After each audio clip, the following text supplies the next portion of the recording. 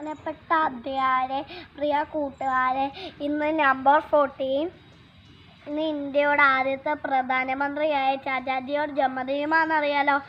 ഈ ദിവസം നമ്മൾ ഇന്ത്യക്കാർ ശിശുദിനമായിട്ടാണ് ആചരിക്കുന്നത്.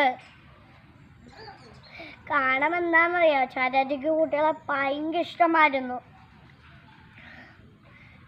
രാജ്യത്തുള്ള കുട്ടികളുടെ ഭാവിയും രാജ്യത്തിൻ്റെ ഭാവിയെന്നറിയാൻ കരുതിയിരുന്നു.